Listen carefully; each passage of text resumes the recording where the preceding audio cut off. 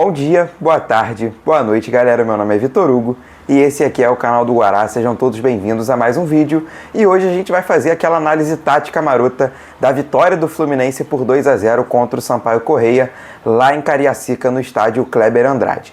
Então, sem muito mais enrolação, vamos rodando a vinheta do canal.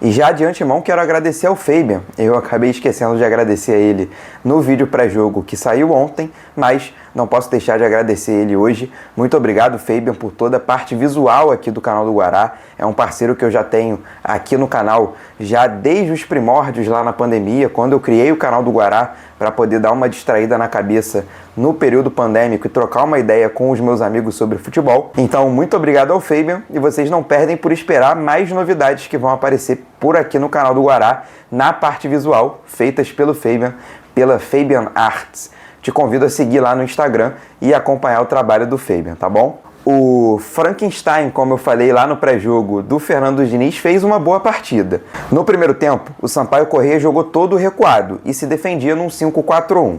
O Fluminense detinha o controle total da posse de bola, com 80% de posse no primeiro tempo. E como essas linhas do Sampaio Corrêa congestionavam muito o meio do campo, o Fluminense começou a finalizar de fora da área. Das 13 finalizações do Fluminense no primeiro tempo, 10 delas foram de fora da área, inclusive a que origina o gol.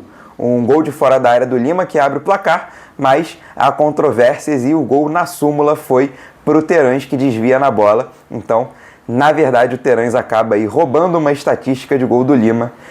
Enquanto tinha essa posse de bola, só o Felipe Andrade e o Antônio Carlos ficavam na linha defensiva. De resto, o time todo do Fluminense pro ataque. Os dois laterais do Fluminense, tanto Marquinhos quanto o Diogo Barbosa, tinham um trabalho de alargar o campo, de estar nas pontas e nas laterais para o Fluminense poder ter mais espaço para jogar, enquanto os outros jogadores iam naquele estilo do dinizismo, se compactando em um lado do campo para poder fazer trocas rápidas de passe. Isso funcionou bem nos primeiros 20 minutos, mas depois dos 20 minutos foi ficando aquela posse de bola lenta que a gente vem vendo bastante em 2024 contra times bem fechados, como o Sampaio Corrêa fez na tarde de ontem. E assim que começa esses chutes de fora da área do Fluminense, principalmente depois de um chutaço do Douglas Costa em que o Felipe fez uma ótima defesa, e o Fluminense vai empilhando chutes de fora e cruzamentos para a área.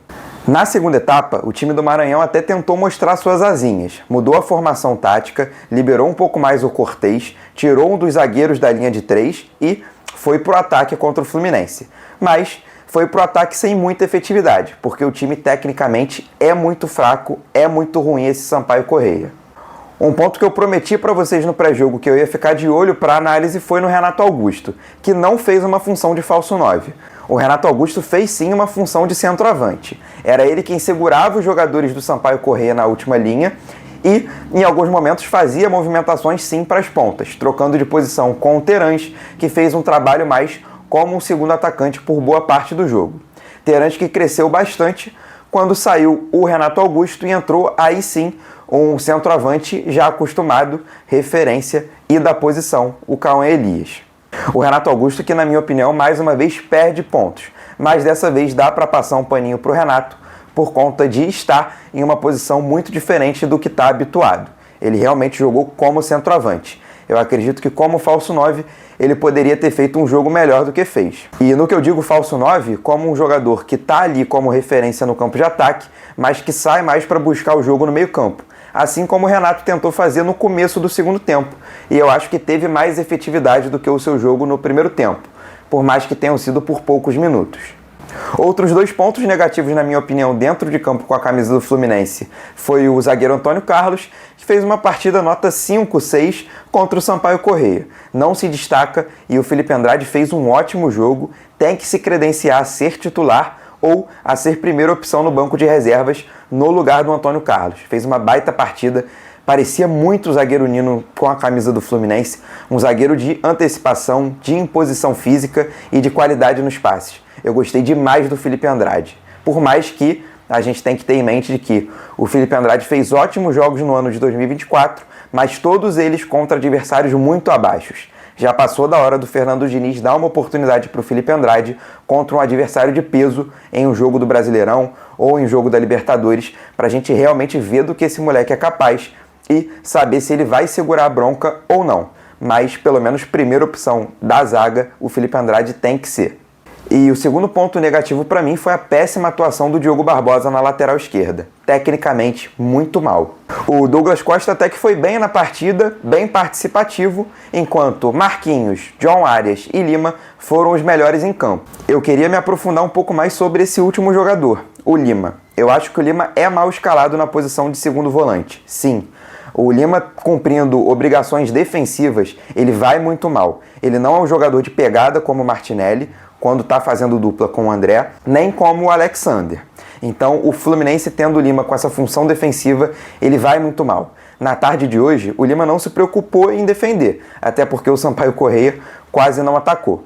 E o Lima, do meio para frente, pensando o jogo, porque tem qualidade no passe. Lembrando, o Lima, ele só errou 2 passes em toda a partida.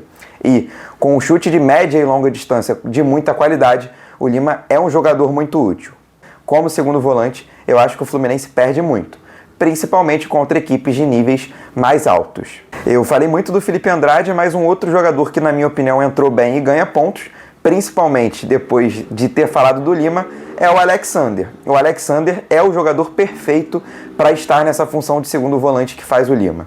O Alexander tem pegada, tem marcação e tem muita qualidade. E entrou mostrando essa qualidade na tarde de ontem. Eu quero ver mais do Alexander, quero ver o Alexander mais compromissado e quero ver o Alexander jogando melhor. Com essa lesão do André, o Alexander tem tudo para ter mais oportunidades e, quem sabe, barrar o Lima como segundo volante. Para finalizar, o melhor jogador em campo do Fluminense foi John Arias. O John Arias fez no primeiro tempo função do lado esquerdo, depois passou para fazer função do lado direito e, nas duas funções, foi muito bem. O Arias, quando está inspirado e tem espaço para pensar, faz um baita jogo. É um grande jogador e a gente tem que contar e muito com o Arias para a sequência da temporada e segurar ele de todas as formas nesse meio do ano. Para a gente acabar de amarrar toda essa análise, o Fluminense teve muita tranquilidade para vencer o Sampaio Corrêa por 2-0 com o time reserva. E toda essa tranquilidade tem que ser levada para o jogo de volta. Um jogo que o Diniz tem que aproveitar para, mais uma vez, poupar peças, mexer um pouco no elenco e fazer testes, porque o time do Sampaio Corrêa é muito fraco. A classificação do Fluminense para a próxima fase da Copa do Brasil está muito bem encaminhada. E por falar em Copa do Brasil, quero dar os parabéns à Esquadrilha 07. O Fluminense finalmente foi campeão da Copa do Brasil Sub-17, depois de bater na trave por 2 ocasiões, contra o Flamengo e contra o São Paulo da última vez. Dessa vez, na revanche contra o São Paulo, o Fluminense marcou 2 gols no segundo tempo, com direito a um golaço no último minuto, e garantiu essa conquista para Xerém. Então, parabéns aos garotos da Esquadrilha 07, uma geração que promete muito.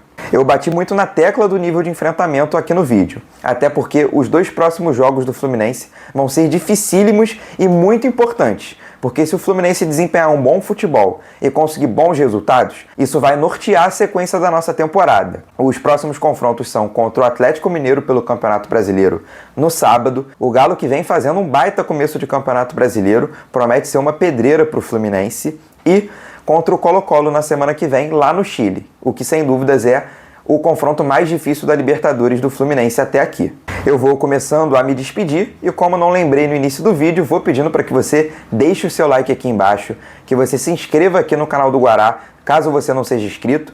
Nós estamos quase com 650 inscritos.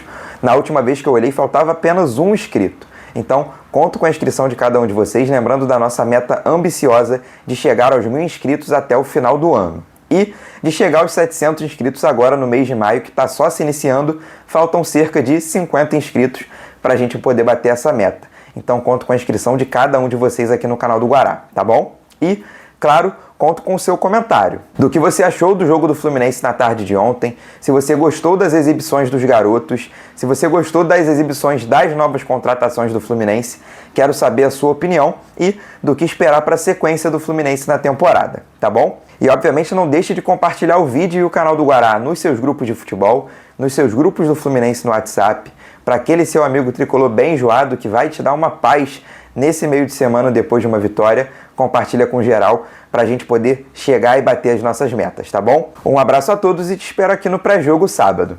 Até a próxima!